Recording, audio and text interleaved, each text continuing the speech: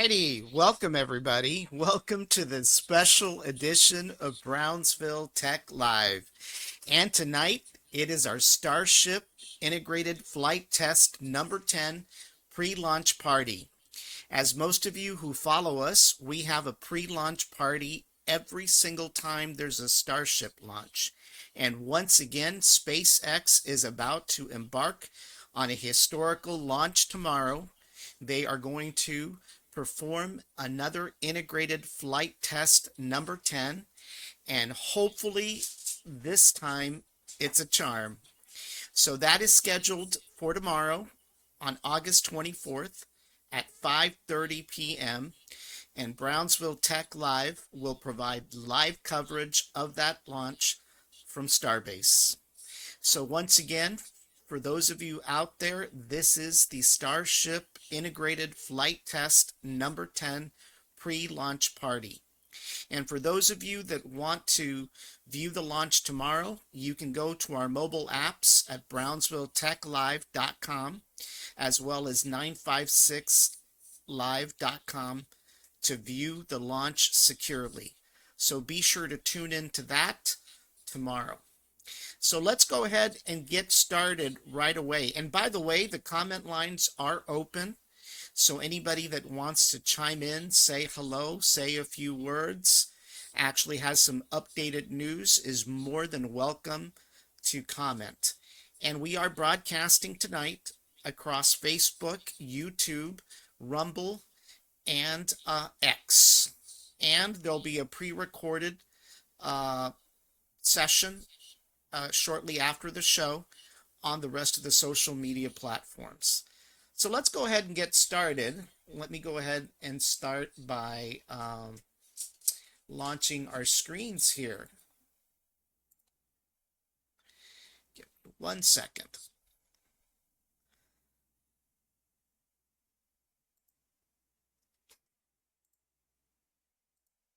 All righty, everybody.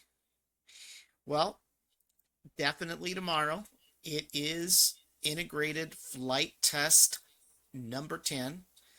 It will be at 5:30 p.m. Central Time at Starbase. So for those of you that want to watch that, once again, you can go to our mobile apps, both at brownsvilletechlive.com and 956live.com, where you will have a live feed of the launch as it happens.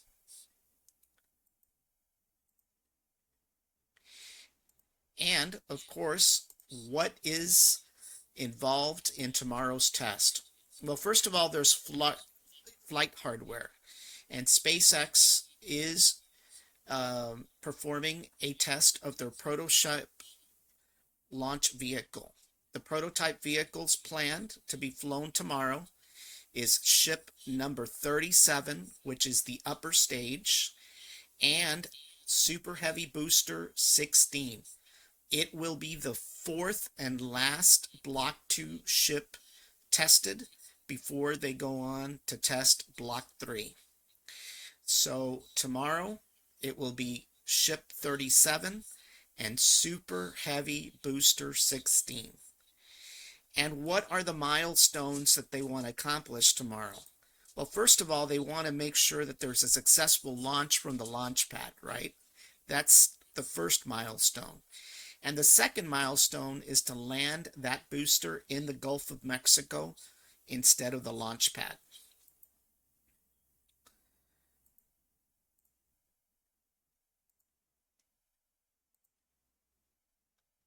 And some of the characteristics of this Block 2 ship, which by the way, as mentioned, will be the last Block 2 ship, is that they increase the height by about 1.8 meters, or an actual ring taller. It uses Raptor 3 engines, and it's capable of carrying up to 100 tons in low Earth orbit. It contains a shorter payload, though. Instead of 3 rings, they're using 3 rings instead of 5 rings. And it has some new forward flaps. There is a new heat shield layout, up to 18,000 new tiles, and there's an EPES dispenser. And for those of you wondering, what is a Pez dispenser? Well, it's kind of like a candy dispenser. But SpaceX plans to launch and dispense up to 8 fake Starlink satellites tomorrow in Earth orbit.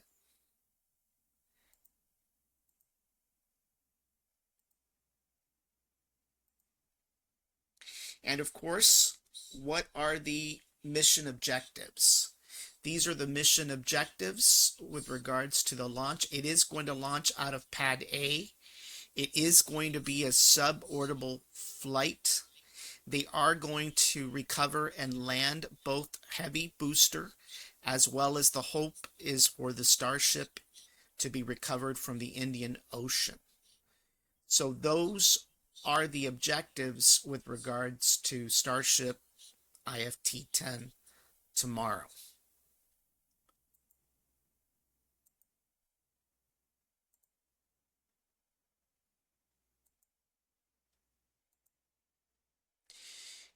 And of course, once again, we've mentioned it is Starship 37, right?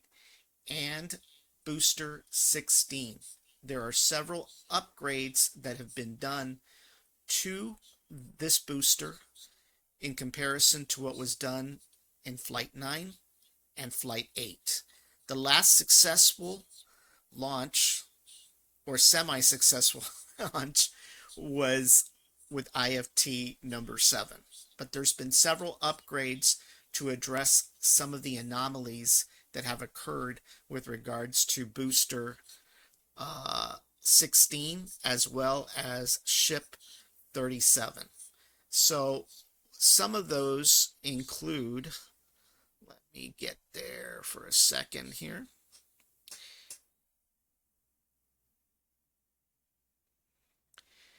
They've reduced pressure on the COPVs, so that is one of the upgrades they've done.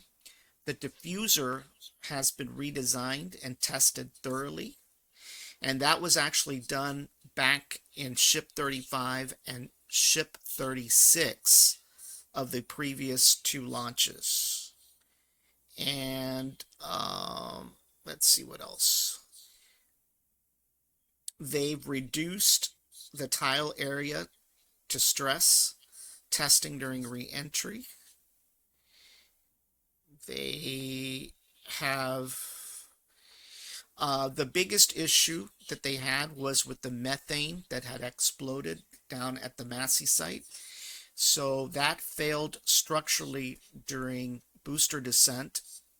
And so what they will do, I'm sorry, that was for the Starship coming, that was the explosion with the booster. And so this booster 16 is going to descend at a lower angle of attack. And that is to reduce aerodynamic loads. So those are some of the upgrades that they've done to prevent,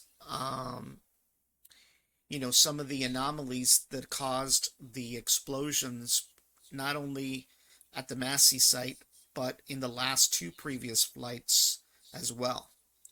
So those are some of the upgrades that they've done both to the Starship 37 and Booster 16, and we will see how well those work tomorrow. And as we mentioned, there is a Pez dispenser. And as you see, it is going to dispense these Starlink satellites as the video is showing you on the screen. So that is the mechanism that Starship will use to launch satellites using the Candy Pez dispenser. And we call it the Candy Pez dispenser because it looks exactly like a Pez dispenser.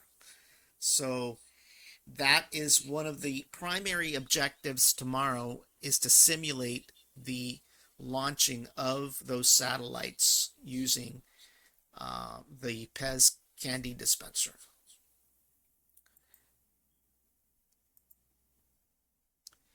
And once again, there you see it.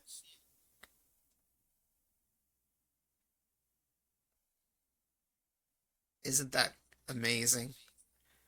It kind of beats the shuttle and how it used to dispense satellites. Remember? They would have to open up the payload door.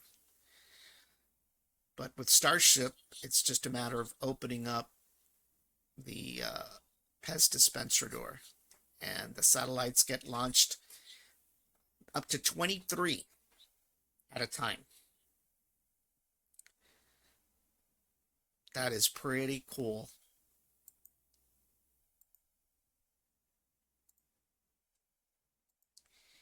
And of course, the launch pad is Mechazilla. It contains two mechanical arms called the chopsticks. Elon has coined the term Mechazilla to describe this contraption. There will be no catching of a booster this time around. The booster will land in the Gulf. There also will not be any sonic booms as well, or you shouldn't hear any tomorrow. The only time you will hear a sonic boom is when there's a landing at a launch pad. But there's no launch pad landing tomorrow, so the likelihood of any sonic booms will not happen tomorrow, or at least we hope they don't happen tomorrow.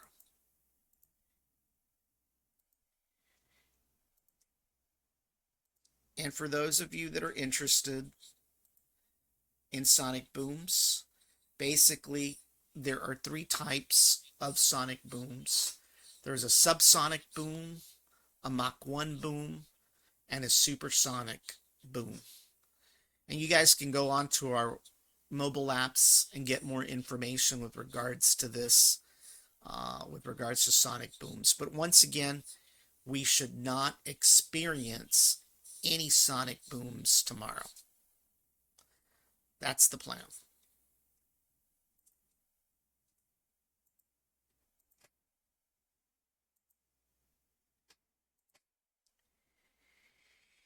And something that caught our attention is the transition of Starbase down at Boca Chica. Back in 2018, as y'all can see, there was nothing out there. It was empty. It was just grassland, marshes, water, but that was it. But boy, 8 years later, 8 years later, it is an entire city. In fact, it is a city. There is a ton of stuff down there. Manufacturing facilities, neighborhoods. There's going to be a retail shop. It is just incredible. In a matter of 8 short years, we've gone from nothing to something.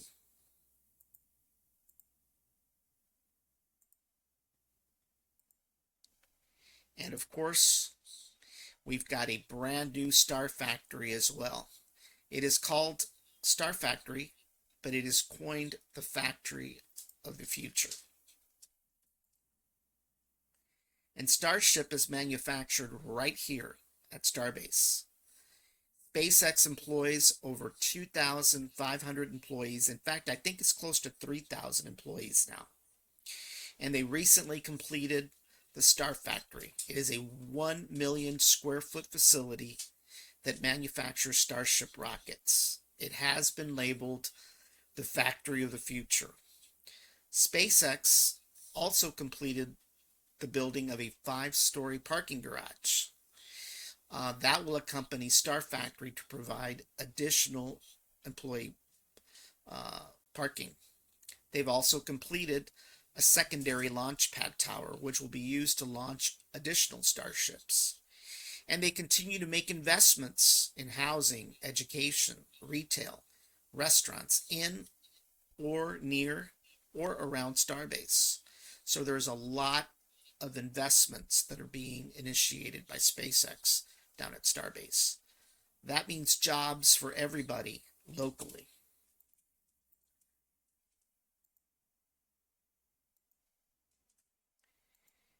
And of course, there's some updates going on as well. They've torn down some megabase to actually build a gigabay. And there's a possibility in the future that they're going to build a terabay, which will allow them to build hundreds of Starship rockets per month. And of course, there could be additional launch pad towers besides A and B to support additional uh, Starship launch capability. And one of the most exciting projects to come in is the Rio West Commercial Development Project. There's going to be restaurants, grocery stores, retail space, all kinds of stuff down there for Starbase employees and Starbase residents to enjoy.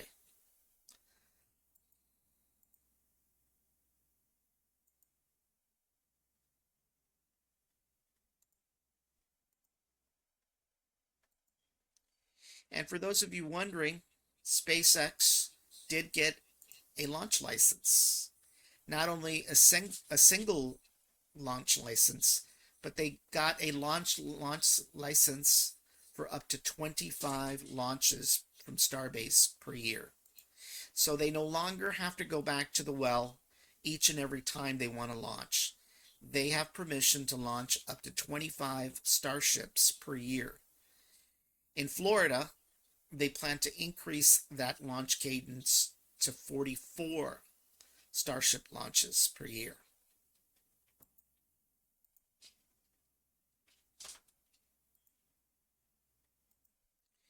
And for those of you wondering, yes, there are beach closures happening. And those beach closures are on August 24th from 11 a.m. tomorrow to 10 p.m. tomorrow. So for those of you that were planning to head to the beach, at least to Boca Chica, you're not going to be able to do that between 11 a.m. and 10 p.m. So it's something that you need to be on the lookout for, because you're not going to be able to go to the beach tomorrow, at least down to Boca Chica.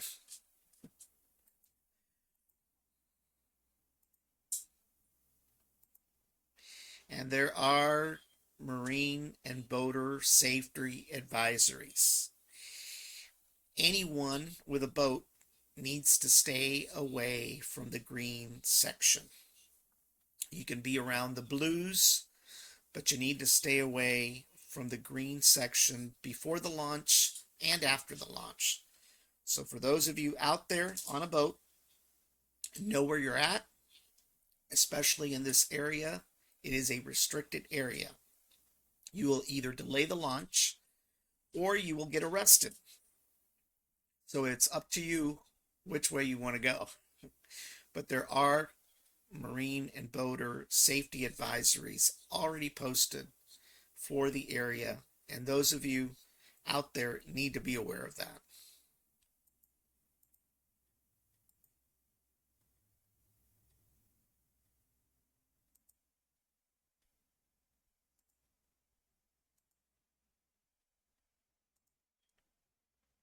And of course, the weather. The weather is a big factor. So what is the weather going to look like tomorrow? Well, it's going to be about 90 degrees, but it's really going to feel like 100. And if you're in the shade, it's probably going to be 96. So if you're under a tree or you're under some kind of carport, especially down at Isla Blanca, you're not going to escape the heat. It's still going to be 96 degrees. The winds will be blowing east-southeast at about 8 miles per hour. The gusts will be blowing at about 20 miles per hour. It's going to be 70%, it's going to feel like 73% humidity. And the dew point will be about 77 degrees. There should be good visibility for up to 8 miles.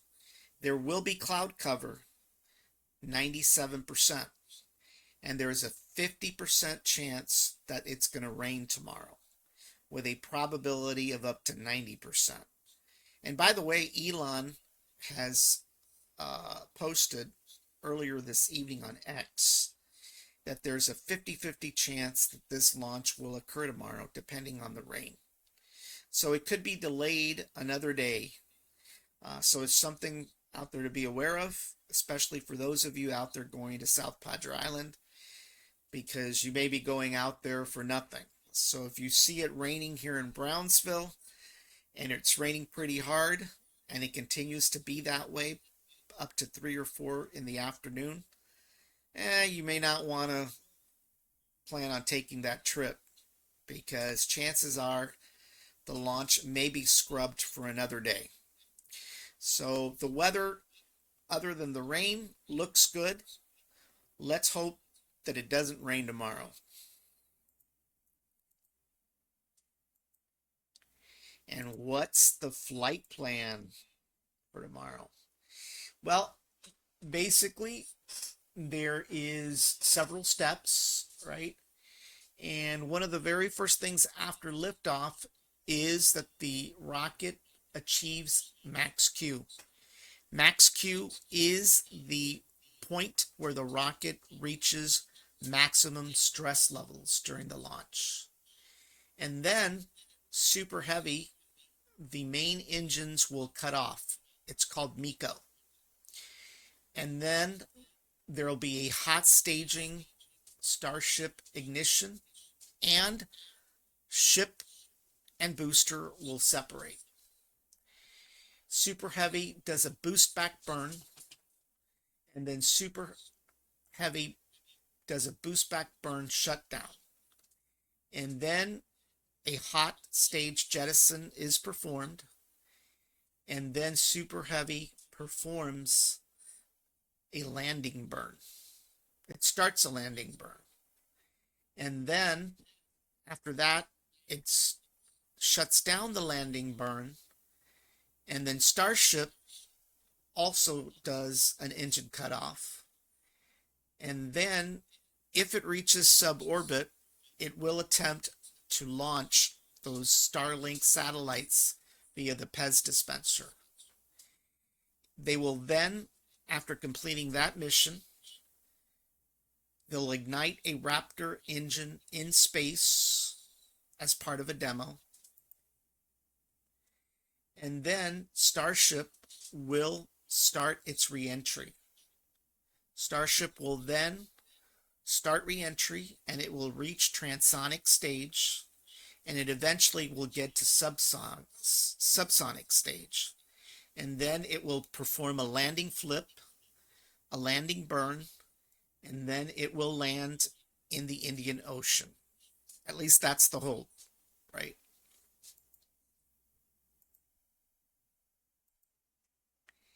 And to give you a better representation of that process, we have an infographic. This is not the one for IFT-10. This is back for IFT-5, but it's pretty similar of what the steps are going to be.